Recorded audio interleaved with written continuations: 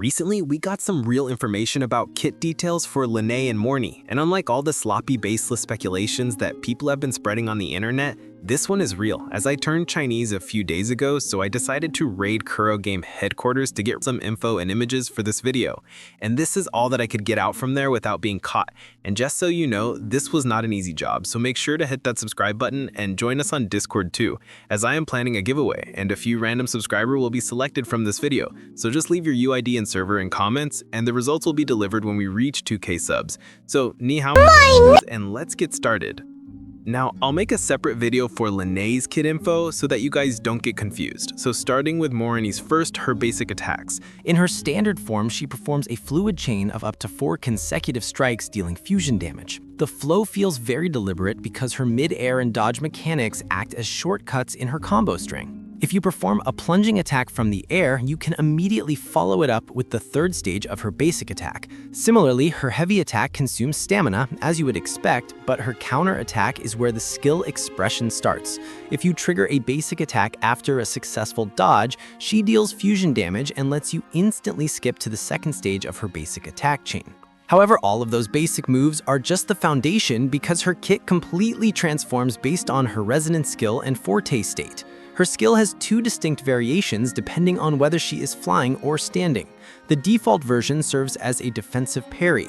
Using it puts Mornye into a parry state while simultaneously healing her teammates. If you swap characters, this state ends immediately, but if she gets hit while parrying, she resets the skill's cooldown and deals retaliation fusion damage. If you time it safely and don't get hit, attacking right after the skill allows you to chain directly into that second stage basic attack again. But if she is in her special wide observation mode, the skill changes to distributed array. In this version, she heals nearby allies and summons cannons that blast enemies with fusion damage. And the best part is that this version can be activated while she is hovering in midair. Now we need to talk about the core of her gameplay, the Forte circuit, because this is where the mechanics get incredibly deep. In her default state, Mornye accumulates a resource called Rest Mass Energy. Once you hit 100 energy, using a heavy attack triggers Geopotential Shift, which consumes all that energy to enter the wide observation mode.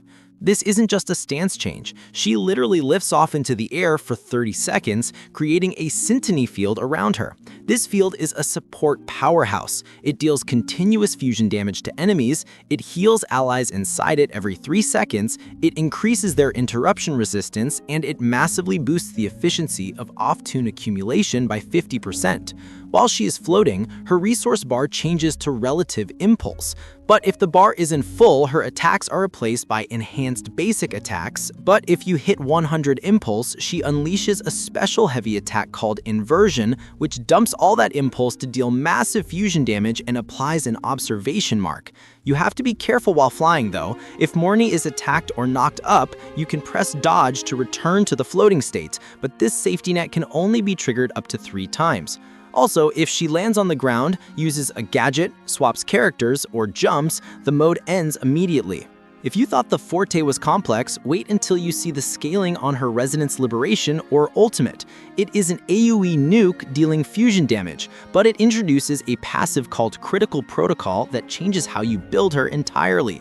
For every 1% of energy regeneration she has over 100, the skill gains 0.5% crit rate and 1% crit damage, capping out at a massive 80% crit rate and 160% crit damage. That essentially means you can build her full energy regen and still crit like a main DPS. When you cast the ultimate, if an interference mark exists on the enemy, the skill destroys it to generate a high syntony field. This upgraded field lasts 25 seconds and is significantly stronger than the base version. It boosts the entire team's defense by 20%, it inherits the interruption resistance and off-tune accumulation efficiency buffs, and most importantly, it inherits the healing from the normal field but increases the healing multiplier by an additional 40%. Finally, we have to cover her passives and intro-outro skills, which tie all this utility together. Her intro skill is fantastic for rotation smoothness. It deals fusion damage, consumes all rest mass energy, and instantly puts her into the wide observation flying mode. Her outro skill is a universal buffer, granting all resonators a 25% damage boost to all attributes for 30 seconds. Then we have her passive blueprint, which increases her energy regen stat by 10% and restores 20 concerto energy when she uses her intro or the third stage of her enhanced basic attack with a 20-second cooldown. She also has a specific interaction with the Tune Rupture reaction. If she hits a target affected by Tune Rupture interfered, she deals extra fusion damage. But the wildest passive is Limitation. Her Resonance skill grants a long duration buff to allies for 60 seconds with a 5-minute cooldown. This buff prevents an ally from being one-shot if they are above 30% HP, capping the damage taken, which can trigger up to 3 times. Even crazier, it can resurrect a fallen ally once. When this buff finally expires, it heals the character for 150% of Mornye's defense. So yeah, in simpler terms, we could say she is going to play another major role as a star support and sub-DPS, something like Shorekeeper, but even better. Keep in mind, we can use our OG fusion sets for her, but we got some new Echo sets coming up next patch. And if you guys still don't have idea on how she works, so it's like this. You need to slap as much energy on her as you can with a combination of attack for her Echoes.